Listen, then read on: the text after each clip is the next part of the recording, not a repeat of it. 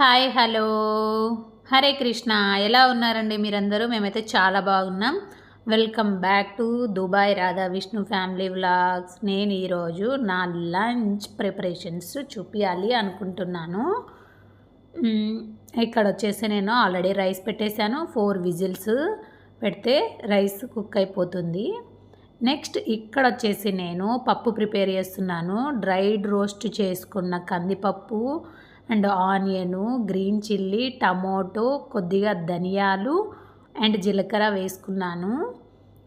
ఇంకా నెక్స్ట్ వచ్చేసి పసుపు కూడా వేసుకోవాలి. మనకు తగినంత వాటర్ కూడా వేసుకోవాలి. చూడండి, పసుపు కొద్దిగా ఎక్కువ వేసుకోండి, పర్లేదు, బాగుంటుంది, హెల్త్కి మంచిది కదా, మరి ఎక్కువ వేసుకోవద్దండోయ్. అండ్ ఇక్కడ వచ్చేసి పప్పుకి రైస్కి రెడీ చేశాను, పెట్టేశాను. రెండు అట్ ఏ టైం అయిపోతాయి. అండ్ ఇక్కడ నేను పోపుకి రెడీ చేసి పెట్టుకుంటున్నాను. పోపులో నేను కొన్ని వేయట్లేదు, మీకు చూపిస్తాను నేను ఎలా ప్రిపేర్ చేసుకున్నానని కూడా. చూడండి, నేను ఇక్కడ మిస్ చేసింది ఏంటంటే వట్టి మిరపకాయలు వేయలేదు అండ్ కరివేపాకు కూడా వేయలేదు. ఇది వచ్చేసి లెమన్ వచ్చేసి నేను చింతపండు వేయను కాబట్టి లెమన్ వేస్తాను. చింతపండు ఎందుకు వేయను అంటే చింతపండు ఎంత తక్కువ యూస్ చేస్తే అంత మంచిదంట మన హెల్త్కి. చింతపండు ఎక్కువ యూస్ చేయడం అంత మంచిది కాదంట మన బాడీకి. అండ్ బీపీ ఎక్కువ వస్తుంది చింతపండు ద్వారా అని కొద్దిగా అంటున్నారు. సో నేను అవాయిడ్ చేస్తున్నాను. నీతో చూడు, నోస్ చూపి ఏమైంది నాన్న చెప్పు మీ ఫ్రెండ్స్కి. నేనైతే బైసైకిల్ రైడ్ చేస్తాను. నాది 2 వీల్ కాబట్టి నేను కింద పడతాను ఈజీగా.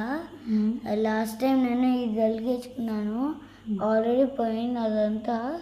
ఇప్పుడు చూడు, ముక్కు దగ్గర గట్టిగా తలుపుకునింది, ఇంతవరకు వచ్చింది. ఇదైతే అంత బ్లీడింగ్. ఓకే, ఇదంతా అయితే బ్లీడింగ్, ఇది జస్ట్ వూండ్ అంతా. Don't touch it. It just wound. ఈ జస్ట్ అంతా బ్లీడింగ్ ఫ్రమ్ మీ సజెషన్ ఏంది వాళ్ళకి, మీ ఫ్రెండ్స్కి? బైసికల్ ఆడేటప్పుడు ఓన్లీ బైసికల్తోనే రైడింగ్ చేసుకోవాలి, మళ్ళీ కేర్ఫుల్గా, మళ్ళీ బ్యాలెన్స్తో రైడ్ చేయాలి. తెలియకుంటే రైడ్ చేయొద్దు, లేకపోతే కింద పడతాము.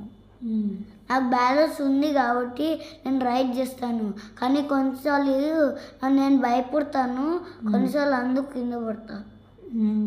సరే, కేర్ఫుల్. జుట్టు పోతున్నా. సారీ. ఇంకా నువ్వు మిస్టేక్ చేసినావా లేదా? నాకు జస్ట్ అది ఆయింట్మెంట్ పెట్టి బ్యాండేజ్ పెట్టి డాక్టర్కి వెళ్ళి. హెడ్ గేర్ ఏమనింది మేడము? బ్యాడ్గా ఉంటుంది కాబట్టి గ్లిటర్ పేపర్ పెట్టింది ఇక్కడ.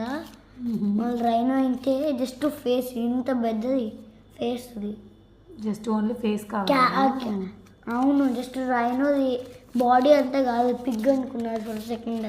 ఎందుకంటే పింక్లో ఉన్నది, పిగ్ అనుకున్నారు. విజిల్స్ అయిపోయింది. తర్వాత వచ్చేసి ఇక్కడ నేను ఇంకా పప్పు రాముతాము. మీరేమంటారో మీ సైడు? మేమైతే రామడం అంటారు, కొంతమంది సైడ్ వచ్చేసి మినపడం అని కూడా అంటారు.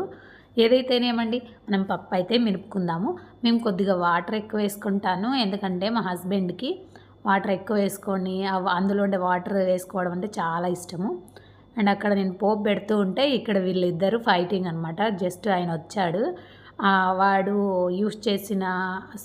వేసుకున్నాడు కదా, ఆ వేసుకొని వచ్చిన యూనిఫాము, సాక్స్లు, టవల్ వాడు యూస్ చేసుకొని ఎక్కడ పడితే అక్కడ వేసేసిండు. అవంతా క్లీన్ చేస్తావా లేదా అంటే లేదని చెప్తున్నాడు.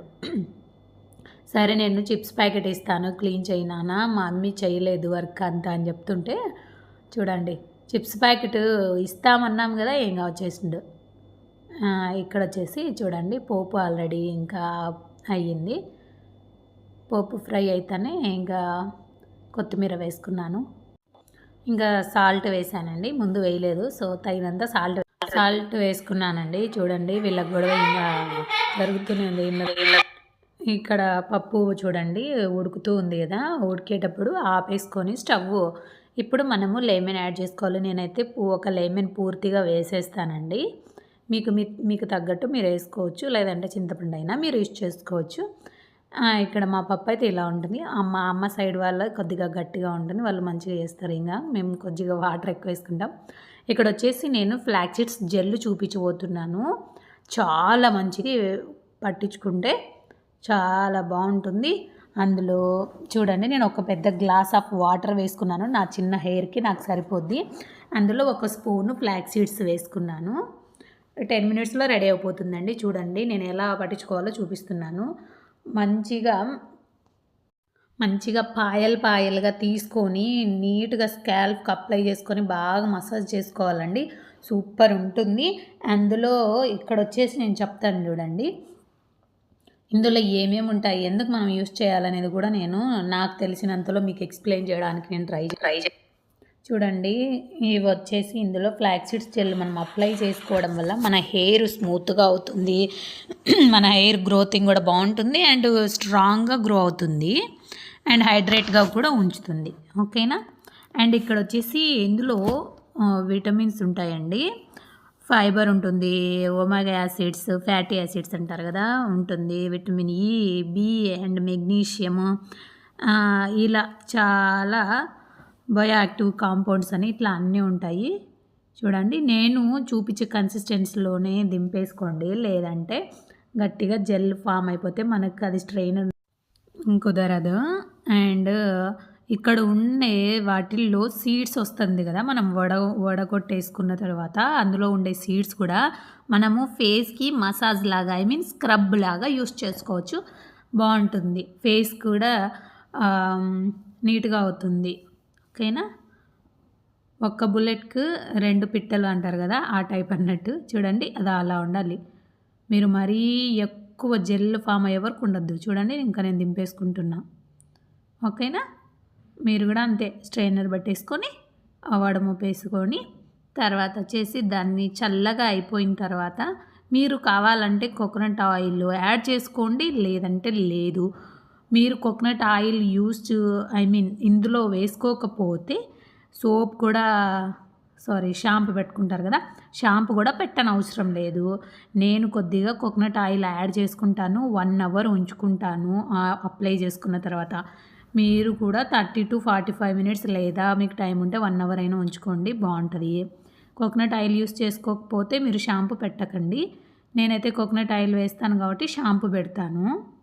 మైల్డ్ షాంపూ అండి, కొద్దిగా వేసుకొని, అది కూడా ముందు మీరు బిఫోర్ హెడ్ బాత్ చేసిన తర్వాత పెట్టుకోవాలి. ఆయిల్ హెయిర్ మీద పెట్టుకోకూడదు, ఏమీ యూజ్ ఉండదు. ఆయిల్ లేకుండా నీట్గా ఉండాలి.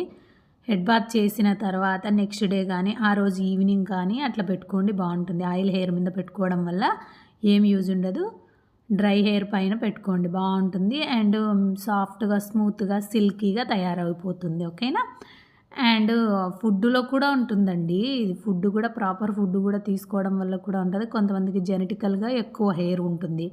నేను చూడండి, 1 table spoon of coconut oil తీసుకుంటున్నాను. అది పారాషూటే అండి. ఓకేనా. బాగా మిక్సప్ చేసుకొని అది చల్లారిన తర్వాత హెయిర్కి అప్లై చేసుకోవడం అండి. లెంత్ అంతా కూడా అప్లై చేసుకోండి, సిల్కీగా అవుతుంది. ఓకేనా.